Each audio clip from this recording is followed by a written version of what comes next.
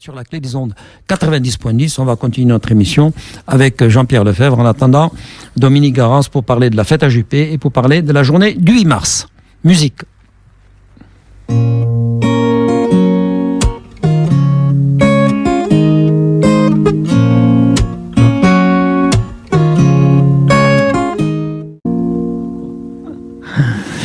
Vous êtes sur la clé des ondes 90.10, on reste concentré, voilà, on se disperse hors antenne et après il faut reprendre le cours de la pensée, c'est pas évident. Mais enfin bon, comme déjà notre pensée n'est pas immense, le suivi elle est régulière depuis quelques années, on se perd pas souvent.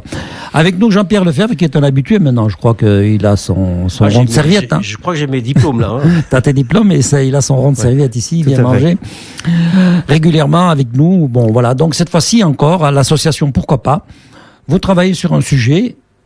On va finir par croire quand même qu'il y a un spécialiste des cimetières, parce qu'à chaque fois tu nous travailles le clown chocolat où il est enterré, et maintenant c'est Flora Tristan. Voilà, alors donc le clown chocolat c'était l'hôpital, c'était l'hôpital, c'était le cimetière protestant. Là on revient à la Chartreuse, puisque bon, vous le savez peut-être, mais en 1844 elle est morte à Bordeaux, hein, comme et en fait je me suis intéressé à elle un petit peu par hasard, par la sortie d'une bande dessinée qui s'appelle Le destin tourmenté de Flora Tristan, qui a été faite par Olivier Merle, qui est un garçon formidable que j'ai rencontré là ce samedi dernier. Il était à Crazy Cat, les librairies, pour une dédicace. Spécialisé dans les bandes dessinées. Exactement. Il est tombé un petit peu, lui aussi, par hasard, sur Flora Tristan, puisqu'il a été au Pérou, pour ceux qui voyagent, dans une ville qui s'appelle Arequipa, et qui est le berceau, en fait, de la famille paternelle de Flora Tristan. Oui. Hein. Et de fil en aiguille, tout le monde là-bas lui disait, mais vous connaissez Flora Tristan? Et lui, petit français du bout du monde, ignorait qui elle était, et c'est comme ça qu'il s'est intéressé à cette personne, comme on le disait tout à l'heure, qui est comme le clown chocolat, si on peut faire un parallèle, a un destin extraordinaire, quoi. Hein. Oui, c'est vrai, parce que c'est bon, c'est une. Si tu racontes un peu sa vie, un petit peu pour. Oui, alors donc dans le cadre de la semaine des droits des femmes, là organisée par la ville de Bordeaux, on a réfléchi à plusieurs dans l'association et grâce à l'aide de nos adhérents, si je puis dire, on a réalisé une exposition qui est visible actuellement à la cité municipale. C'est gratuit, vous pouvez rentrer, vous allez du côté de l'auditorium, et donc il y a des panneaux qui expliquent un peu sa vie, et c'était pas facile parce que c'est pas quelqu'un qui avait un plan de carrière comme on dit maintenant chez les gens. Je sais même pas si à l'époque on parlait de plan de carrière. Voilà, donc parce que déjà c'était on l'a considéré un peu comme une bâtarde puisque ses parents pas de chance. Voilà. Oui, c'est ça, pas de chance parce que ses parents se sont mariés. Alors faut dire que le grand-père, c'était marrant parce que le grand-père, c'est un des rares personnage de l'administration royale qui s'est fait zigouiller, si je puis dire, le 22 juillet 1789. Il est mal sorti, à mon avis. Il était secrétaire de l'intendance royale, et sa famille est obligée d'émigrer en Espagne, et c'est là où elle a rencontré sa maman a rencontré son père. Son père qui est un aristocrate, un aristocrate qui était le frère du vice-roi du Pérou. Bien c'est sûr, pas n'importe qui. Oui, enfin, si pour nous c'est n'importe qui, mais il a du pognon. Voilà, à l'époque c'était voilà. Donc et ce monsieur, ils se sont mariés religieusement en Espagne. En Espagne, mais la loi française a fait que le mariage n'a pas été reconnu. Voilà. Et le drame est né de là, puisque le père est mort quand elle avait 4 ans. Elle s'est retrouvée dans une mise totale. Hein. Elle est passée d'une vie super riche à une vie super miséreuse. C'est ça. Puisque sa famille au Pérou n'a pas voulu la reconnaître. Alors c'est pas qu'elle n'ait pas voulu, c'est qu'elle ignorait l'existence encore. Ils ont fait des recherches. Sauf quand elle s'est présentée. Alors quand elle s'est présentée, l'oncle il a donné un peu d'argent histoire de dire. Voilà, oui, mais lui il a dit non, il n'y a pas eu de mariage, donc il n'y a pas vraiment. Mais enfin, elle a touché une petite part d'héritage et tout. Mais comme c'est quelqu'un qui était entière, elle a très vite compris que s'il y avait une république qui se mettait en place au Pérou, à peu près quand elle y était, eh bien c'était les mêmes latifundiaires et les mêmes familles qui continuent à gouverner le pays pour ce qui est pour leurs propres intérêts, hein, voilà. Et ça, elle l'a très vite compris, et c'est d'ailleurs là où elle est devenue écrivaine, puisqu'elle a écrit. Mais elle a quand même rappelle un peu quand même qu'elle a travaillé dans l'industrie. Elle a été ouvrière. Elle a été ouvrière socialiste. C'est ça. Engagée, une des premières femmes à lutter ce qu'elle appelait la lutte des classes féministes. C'est ça. C'est quand même ça qui est important par rapport à cette journée de la femme. Bien sûr. Bon. Ouais.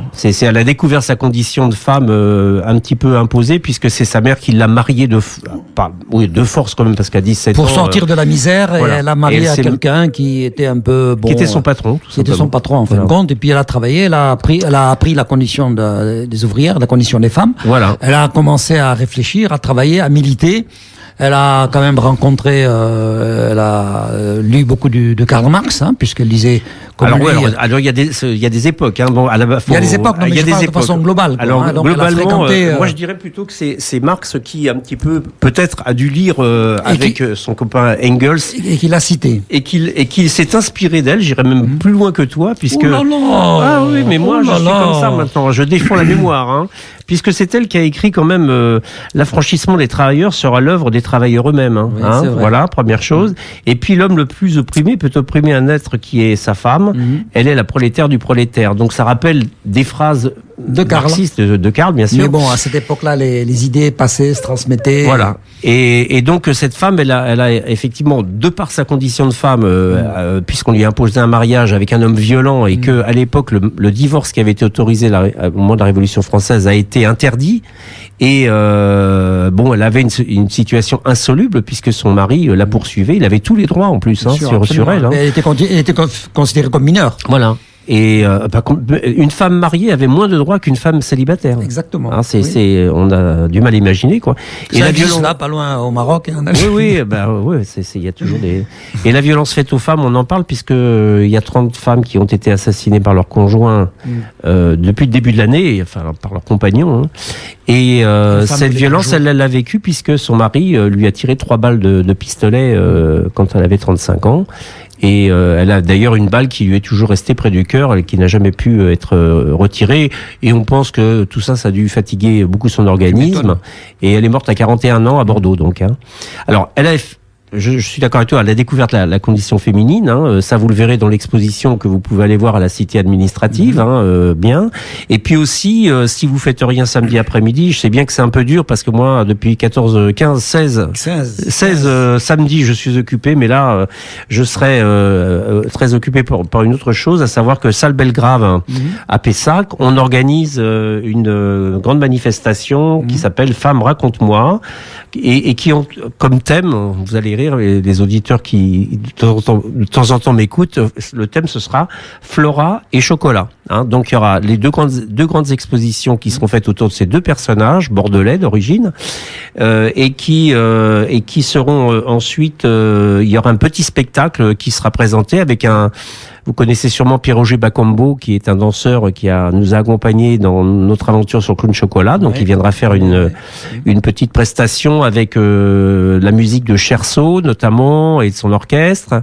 Et puis, pour Flora aussi, il y aura 2 chansons. Une qui est sur la ville d'Arequipa, qui est la ville dont est originaire notre amie Flora, et qui sera chantée par un autre ami qui s'appelle Henri Plandé.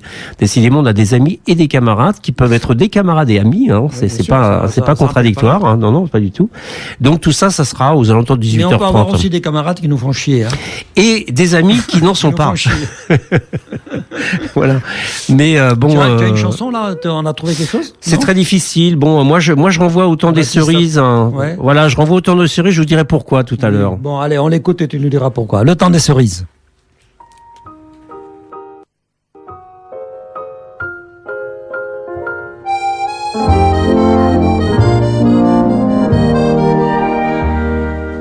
Et voilà, on vient d'écouter le temps des cerises, choisi par donc Jean-Pierre. Dis-nous un peu pourquoi tu as choisi ce morceau par rapport à Flora Tristan. Voilà, parce que d'abord, il y a beaucoup de chansons qui sortent de cette période-là. Et puis le temps des cerises, c'est, vous savez qu'on arrive bientôt au 8 mars. C'est d'ailleurs pour ça qu'on fait cette exposition autour de Flora Tristan par rapport au 8 mars. Et qu'il y a une boutique qui s'appelle le temps des cerises. Oui.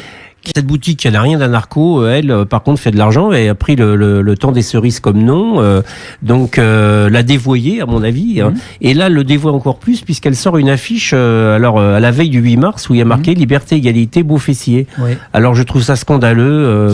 C'est une honte, quoi. C'est-à-dire que la journée de la femme, pour eux, c'est la journée du slip, c'est pareil, exactement, quoi. Pareil. Donc, c'est un peu pour ça que j'ai fait venir, j'ai fait écouter cette chanson de Jean-Baptiste Clément, parce que par par rapport à la vie de Flora Tristan, qui ouvre des perspectives, si je puis dire, par rapport à son rôle de pionnière, aussi bien dans la lutte féministe que dans la lutte des travailleurs.